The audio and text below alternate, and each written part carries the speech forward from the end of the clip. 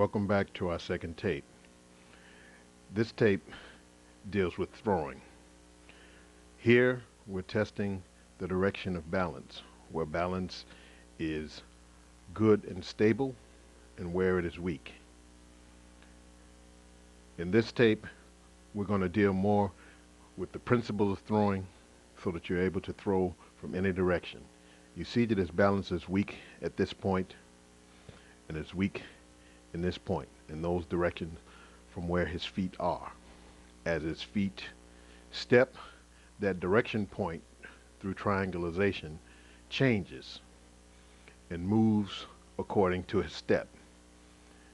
So these would be the direction of the force or pressure to unbalance the person and throw that person to the ground according to how they step and according to their balance.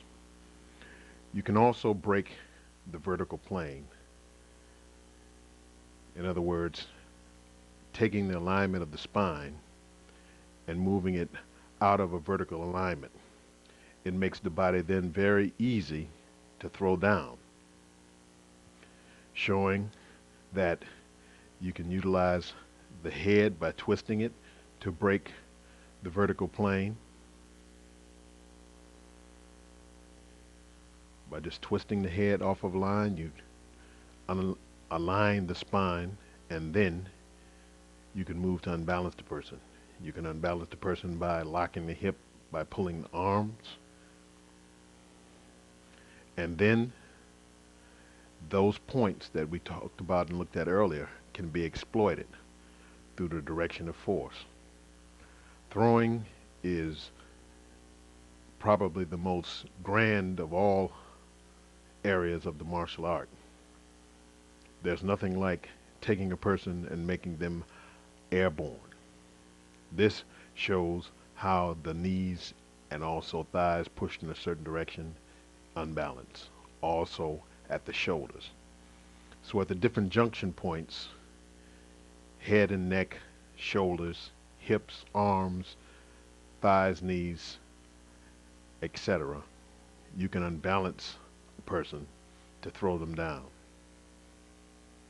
Your body must also be in an alignment of power, where your power is going in the direction of the throw, stepping into, dropping the weight in to the area where you're going to deal with the throw. This second tape will deal with throwing and the principles of throwing and how they apply to the martial science. Most of the things that we'll be doing are for practice purposes.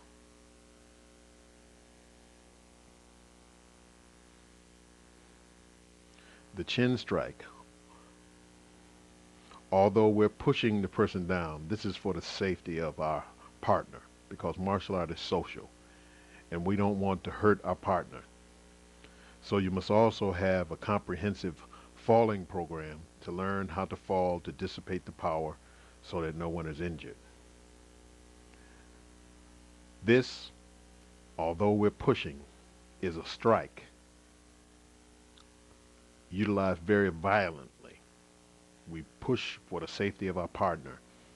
Also, inside of this, there are the regular kicks and punches that we've seen in the other tapes.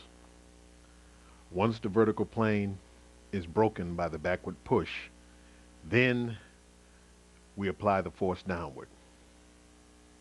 Also, we utilize the fingers into the eyes to go straight down.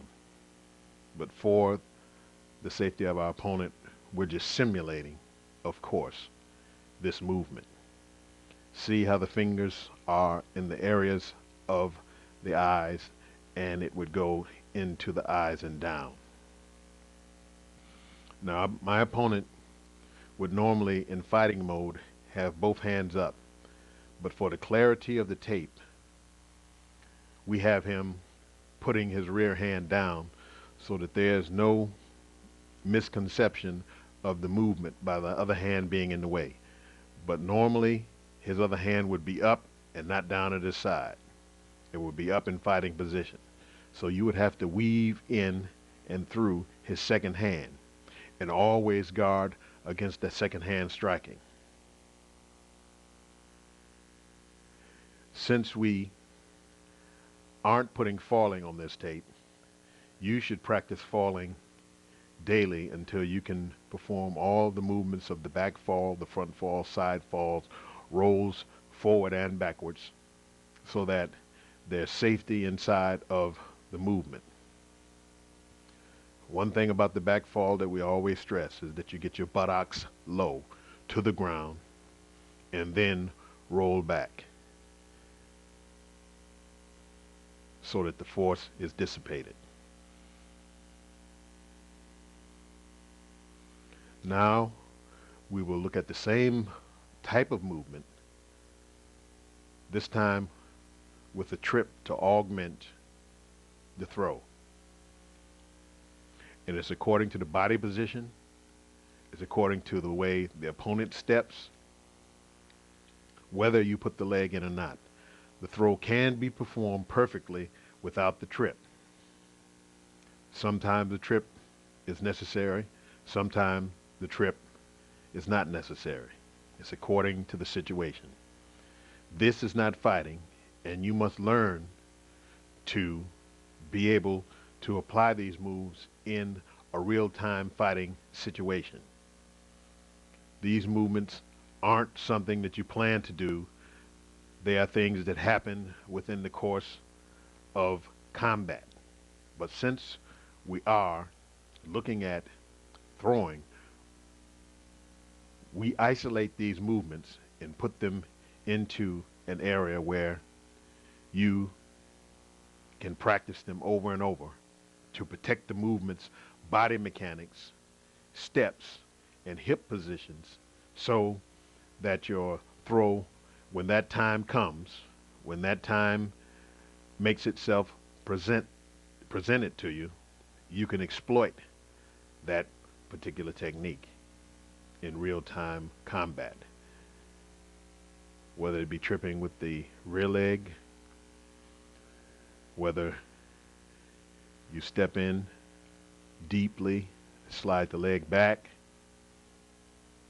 whether you kick the leg, or whether you step in and sweep and hook with the front leg. Either technique is valid, and it's according to the hip position, whether you use the front foot or the rear front foot, and also according to your opponent. Because the opponent is always 50% of every technique, your opponent's position.